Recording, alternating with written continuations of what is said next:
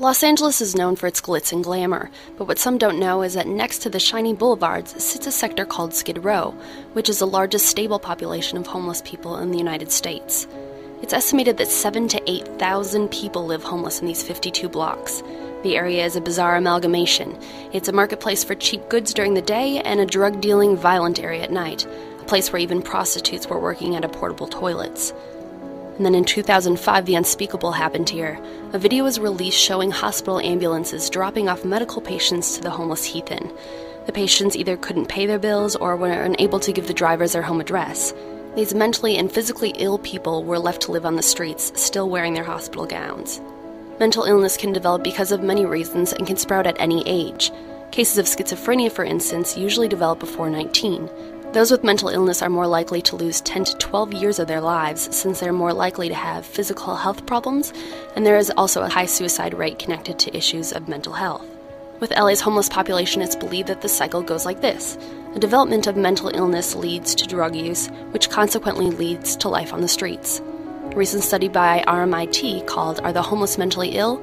Shows that previous estimates have been over-exaggerated.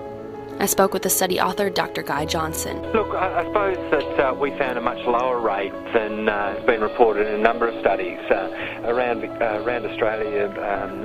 A lot of studies have pointed, or a couple of studies have pointed to about 70 to 80% of homeless people have mental health problems, and certainly in the public domain. A recent study on public attitudes towards the homeless found that 80% of people thought that mental illness was a common cause, or the most common cause of homelessness. And so we were quite interested by this because we looked at some of the studies and they were targeting specific subpopulations of the broader homeless population. And we're a bit concerned because the populations they were targeting typically do have higher rates of mental illness. So we did a large study of 4,291 homeless households. We read the case notes at a couple of homeless agencies. And we had a look at whether they had mental health issues, and we found that 31% of that sample of over 4,000, had mental health issues. We also found that for many of them, they were developing the problems afterwards. How is it possible exactly to count the homeless population since they're by definition transitory? Well, it all depends. I mean, the enumeration strategy that the ABS does is quite a complex undertaking. Remembering that not all homeless people are sleeping on the streets and not highly transitory. Some are in boarding houses, some emergency accommodation, some are staying with their family, with friends, they're couch surfing. So they're a bit more stable. Now there's high mobility, don't get me wrong there, but certainly not everyone's on the street or sleeping rough, which is sort of, I suppose, the public understanding of homelessness. In fact, the homeless population involves or includes people in boarding houses, substandard accommodation and the like. So that's how the census does it. In terms of how we get our data, it's typically either through interviews or going to homeless services. It seems to be the most effective way to do that.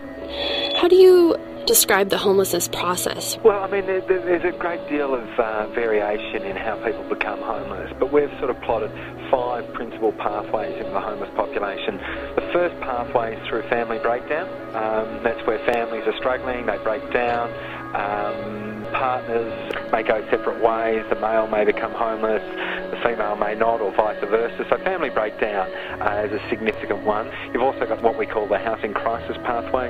That one may lose their job, be tied to a high rental based on having a job, struggle to pay their rent, struggle to pay their bills, lose their housing, end up in the homeless population.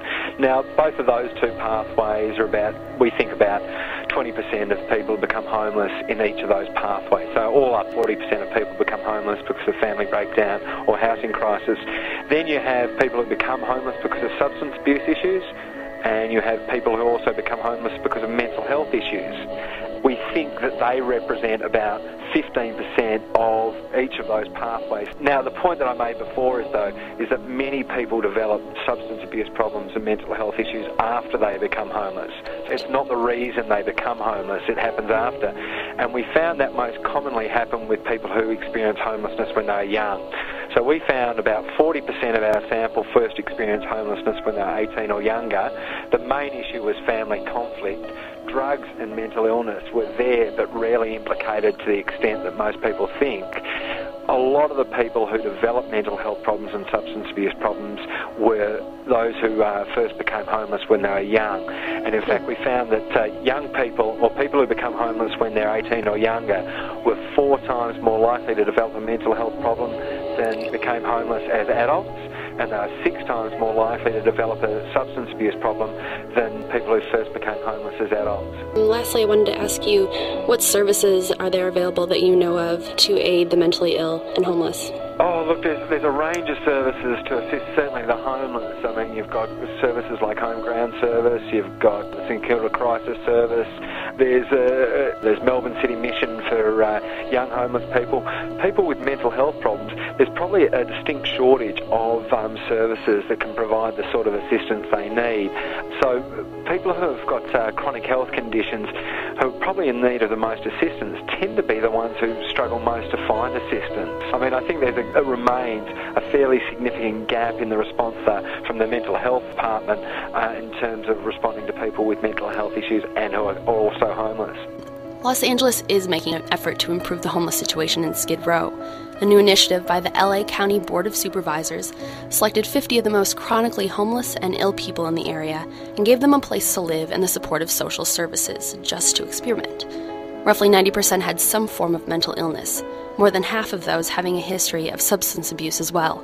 40 of the 50 are now incarcerated, and 2 have dropped out of the program, but nearly 90% still have a place to live, and 2 have since reunited with their families. Now, the net cost of the county was nearly $900,000 for this program, which sounds staggering. But before the program was started, these 50 people would have cost the county about $750,000 just on hospitalization and incarceration costs. So maybe this systemized approach can serve as a model to work to the benefit of those who are mentally ill and homeless.